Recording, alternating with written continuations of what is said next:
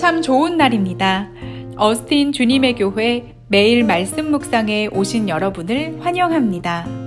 말씀을 통해 샘솟는 하나님의 은혜를 경험하시길 바랍니다. 오늘은 어제보다 더 행복한 하루가 될 것입니다.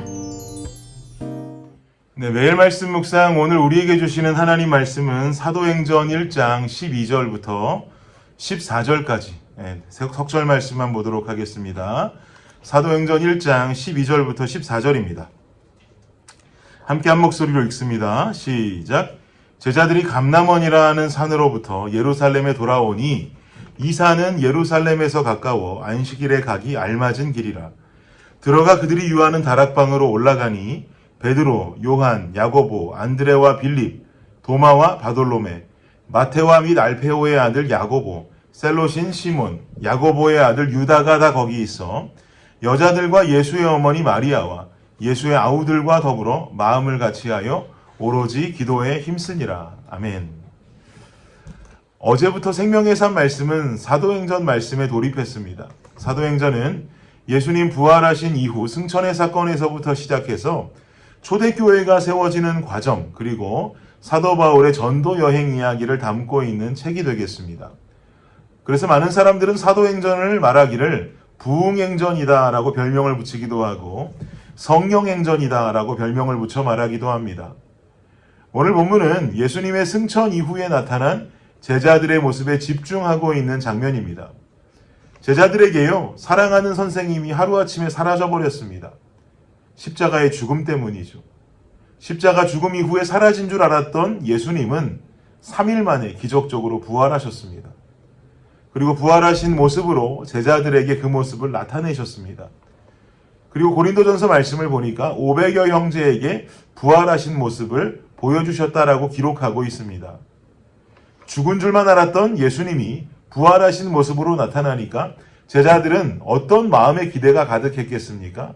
야, 이제 우리가 꿈꾸었던 조국의 정치적인 독립, 로마의 압제 속에서 벗어날 수 있는 이 독립이 이루어질 수가 있겠구나라고 하는 잠자고 있던 야망이 다시 싹터 올라오기 시작한 것이죠. 그 마음은 6절을 보면 알 수 있는데요. 6절 한번 함께 다시 읽겠습니다. 6절 읽겠습니다. 시작. 그들이 모였을 때에 예수께 여쭈어 이르되 주께서 이스라엘 나라를 회복하심이 이때니이까 하니. 주님, 이제 이스라엘이 영광 중에 독립하고 회복할 수 있겠습니까? 우리도 이제 로마의 압제에서 벗어나 진정한 자유를 누릴 수가 있겠습니까? 그러나 예수님의 대답은 이런 제자들의 기대와는 어긋난 대답을 하십니다. 7절과 8절 말씀인데요. 우리 한번 읽어보겠습니다. 성경 가지고 계신 분들은 7절, 8절 읽겠습니다. 시작. 이르시되 때와 시기는 아버지께서 자기의 권한에 두셨으니 너희가 알 바 아니요 오직 성령이 너희에게 임하시면 너희가 권능을 받고 예루살렘과 온 유대와 사마리아와 땅끝까지 이르러 내 증인이 되리라 하시니라. 아멘.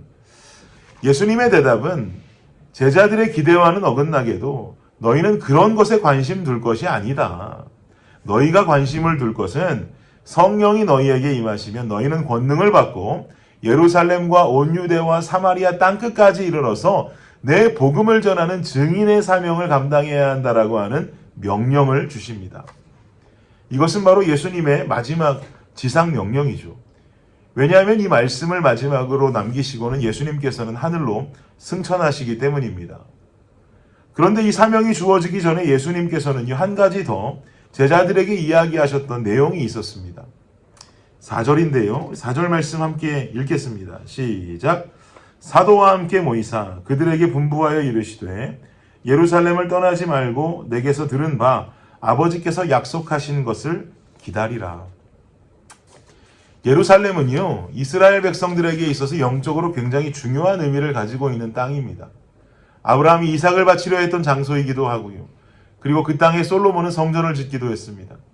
이처럼 영적 의미가 가득한 지역인 예루살렘에 남으라고 하셨고, 남아있는 제자들에게 말하기를 복음을 전하는 증인의 사명을 지키라고 명령하십니다.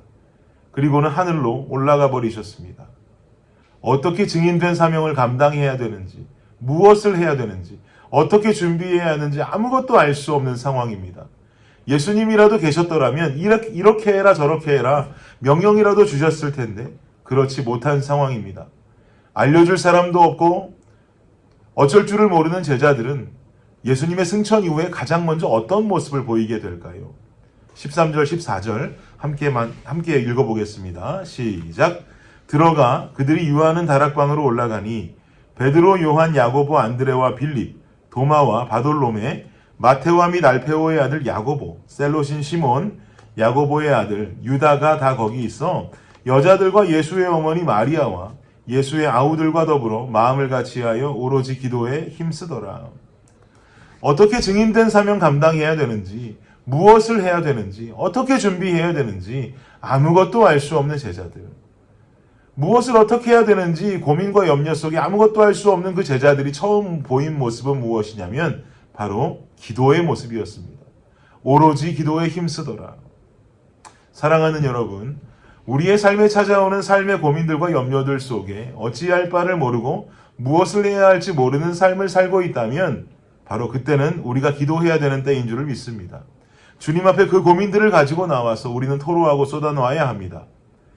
지금 무엇을 어떻게 해야 할지 모르는 제자들은 주님 앞에 가장 먼저 무릎으로 나오고 있습니다.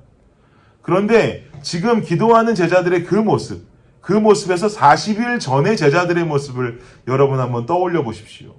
제자들 어땠습니까? 예수님은 겟세마네 동산으로 올라가셔서 제자들로 하여금 함께 기도하자고 하셨죠. 자신의 죽음을 준비해야 하는 고통의 시간, 제자들이 함께 기도해 주기를 원하셨습니다. 그런데 제자들은 어땠습니까? 한시도 깨어있지 못하고 잠을 자고 있습니다. 그러나 지금의 제자들의 모습은 40일 전과는 완전히 다릅니다.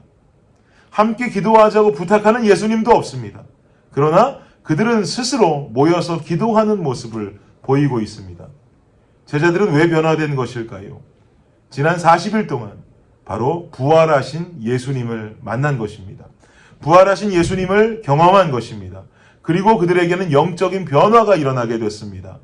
기도하자고 하면 잠을 잤던, 육신을 이기지 못하고 잠을 잤던 그 제자들은 지금 누가 시키지 않아도 아무것도 모르는 그 상황 속에 하나님 앞에 기도하며 나아가는 모습을 보여주고 있단 말입니다. 사랑하는 성도 여러분, 우리는 예수의 피로 구속받은 하나님의 자녀들입니다. 그리고 우리가 믿는 예수님은 죽으시고 사흘 만에 부활하신 분입니다. 우리는 부활하신 예수님을 믿는 자들인 줄을 믿습니다. 우리에게도 40일간 제자들에게 일어난 영적 성숙함이 일어나기를 축복합니다. 부활하심을 믿는 부활신앙을 가지고 있는 우리에게도 그 성숙함이 존재해야 된단 말입니다. 성숙한 그리스도인은요, 인간이 고민되고 염려가 되는 시간 속에서 이리 흔들리고 저리 흔들리는 자가 되어서는 안 될 것입니다. 성숙한 제자들의 모습처럼 기도하는 자로 서 있어야 할 것입니다. 기도하는 가운데 그렇게도 크게 보이던 삶의 고민과 염려 속에서 하나님은 우리에게 분명한 평안을 선물로 허락하실 것입니다. 저는 몸이 아파서 병원에 가는 적이 그리 많지는 않은데요. 작년에 하루는 교회에 출근을 하는데 머리가 깨질 것 같이 아파서 도저히 운전할 수 없는 상황에 처했던 적이 있었습니다. 작년 겨울이었던 걸로 기억하는데요. 그래도 교회까지는 가보자 하고 운전을 해보는데도 조금만 가면 머리가 아프고 어지러워서 도저히 더 이상 운전하고 갈 수가 없습니다. 언뜻 가지고 있는 짧은 의학 상식으로 생각해 보니까 머리가 깨질 것 같이 아픈 것은 혹시나 뇌에 문제가 생긴 것일 수도 있다라는 어떤 그런 지식이 떠오른 거예요. 그 생각을 하니까 갑자기 그때부터 덜컥 겁이 나기 시작했습니다. 그리고는 얼른 가까운 병원 응급실을 찾아서 무작정 들어갔습니다.